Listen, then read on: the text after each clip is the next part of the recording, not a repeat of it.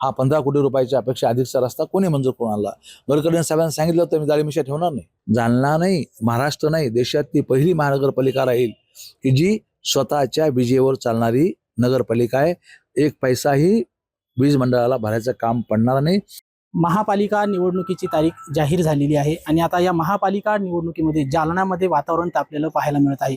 याच संदर्भात माझ्यासोबत माजी मंत्री व आमदार अर्जुनभाऊ खोतकर आहेत. यांच्याचकडनं आपण जाणून घेऊयात की निवडणूक कशी होणार, काय काय तयारी शिवसेनेकडनं झालेली आहे. भाऊ, काय सांगाल, कशी निवडणुकीला तयारी झालेली आहे, काय सांगाल? पक्ष पातळीवर फॉर्म भरून घेतलेले आहेत सर्व कार्यकर्त्यांचे. सर्व ठिकाणी पक्षाच्या बैठका पार पडलेल्या आहेत. निवडणुकीतली जी प्रक्रिया असते ती प्रक्रिया पक्ष पातळीवरची आम्ही पूर्ण केलेली आहे. आता फॉर्म भरायची आणि एबी फॉर्म वाटप करायची ज्या दिवशी तिथी असेल त्या दिवशी करू.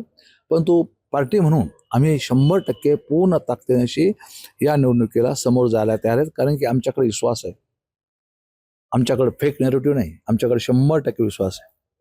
म्हणजे आम्ही विकासावर मत मागणार आहेत. आम्ही या 1 वर्षभरामध्ये जालना शहराला जे केलं ते इतिहासामध्ये कोणी करू शकलं नाही. 500 कोटीपेक्षा अधिकचा निधी या शहराला या ठिकाणी माननीय शिंदेसाहेब, माननीय देवेंद्रजी यांच्या भरोश्यावरती या ठिकाणी मी आणून दिलेला आहे. आणि 500 कोटी मी तुम्हाला विचारा, मला कशासाठी आणले ते सांगू शकतो. मी निवडणुकीत शब्द दिला होता की रोज जालना शहराला पाणी देईल अशा प्रकारची व्यवस्था मी वर्षभरामध्ये पूर्ण करेल. मी फिल्टर बेड बांधायला घेतलं 35 MLDचं. आता फिल्टर बेड तयार होतोय आणि काही दिवसामध्येच जालनेकराला रोज पाणी या ठिकाणी मिळू शकेल. तुम्ही बघताय की जालना नगरपालिकेला वीज अनेकदा तोडले जायची आणि त्यामुळे वीज बिल भरता येत नव्हतं. 4.5 कोटी बिल दर महिन्याला येईल रोज पाणी द्यायचं म्हटल्यानंतर.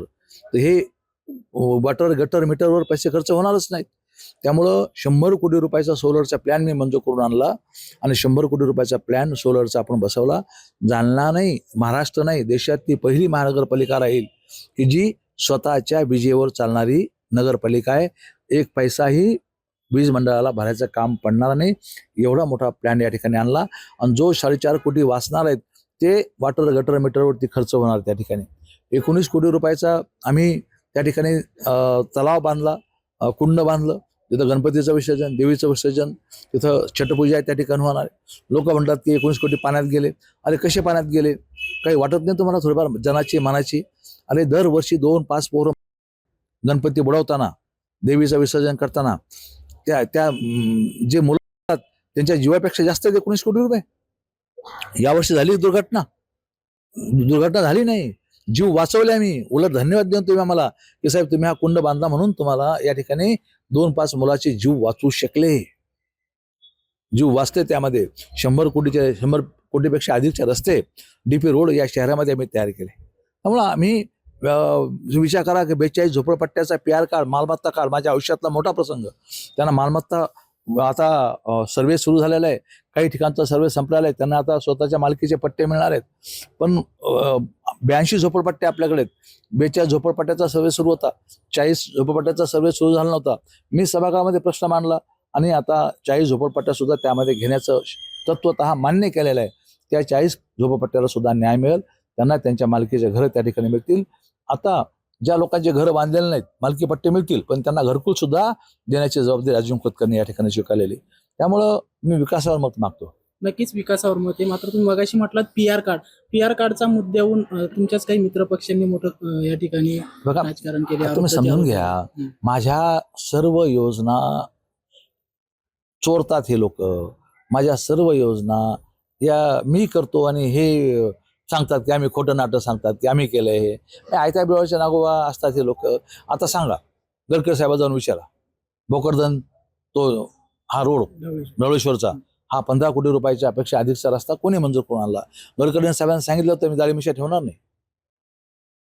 आणला रस्ता आम्ही, पोस्टर कोण लावा लागलं याचा विचार करा ना. त्यामुळे मी अशा लहान चिल्लर बाबीकडे ध्यान देत नाही. जनता आहे माझी मायबाप जनता, ज्याने मला 35,000 मताने निवडून दिलेले, ती मायबाप जनता आहे, ती याचा विचार करेल. भाऊ, आता जालना महापालिका झाल्यानंतर प्रथमतीची महापालिका निवडणूक होणार आहे, महत्वाची ठरणार आहे तुमच्यासाठी निवडणूक. कशी तयारी? तुम्ही कार्यकर्त्यांची निवडणूक आहे, तुम्ही इथं एक तर महापौरचा उमेदवार तुमचा घोषित केलेला आहे. हो, विचार करा की महापालिका म्हणल्यानंतर काही पैसे मिळणार नाहीत.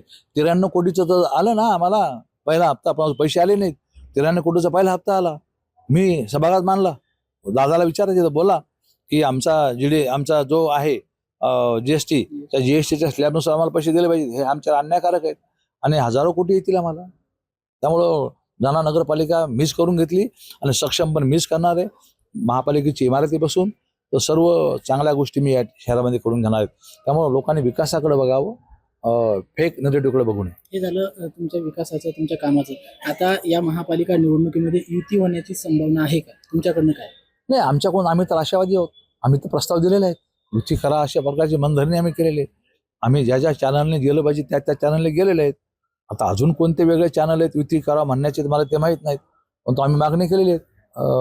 आता चेंडू त्यांच्या कोर्टात आहे, त्याने करायचं नाही करायचे ते त्यांनी ठरवावं. एक तर तुम्ही तुमच्या महापौर पदाचा उमेदवार घोषित केलेला आहे, भाजपनं अद्यापर्यंत तुमचा मित्रपक्ष असला त्यांनी घोषित केलेलं नाही.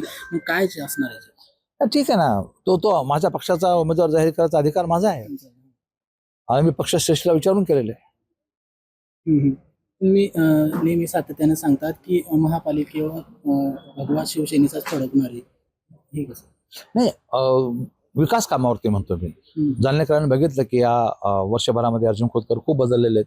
विकास कामाचा झपाटा लावलेला आहे आणि खरंच आहे खूप चांगल्या पद्धतीनं प्रयत्न करून हा पैसा आणला. भविष्य काळामध्ये खूप चांगल्या योजना या शहरासाठी त्या सर्व चांगल्या योजना राबवायच्या असतील तर लोकांनी शिवसेनेच्या पाठीमागे उभं राहिलं पाहिजे. म्हणजे तुम्हाला विश्वास आहे की तुमचे नगरसेवक जास्त निवडून येणार? 100%. आणि शेवटचा प्रश्न आहे माझा, युतीसाठी तुम्ही तयार आहात का? तुम्ही कोणाकडे प्रस्ताव दाखल केलाय? 100% आम्ही तयार आहोत. आम्ही सांगतो ना, आम्ही युतीसाठी तयार आहोतच. त्यांनी युतीला यावं आमच्याकडं. प्रस्ताव आम्ही दिलेला आहे, त्यांनी यावं आमच्याकडं. मान्य असेल तर यावं, नसेल तर ठीक आहे. नक्कीच हे होते माजी मंत्री अर्जुनभाऊ खोतकर यांनी सांगितलेलं आहे की महापालिका निवडणुकीसाठी जी युती आम्ही भाजपासोबत करणार आहे त्याच्यासाठी मी तयार असल्याचं मत यावेळी त्यांनी व्यक्त केलेलं आहे. महाराष्ट्र टाइम्स ऑनलाईनसाठी योगेश काकपळे, जालना.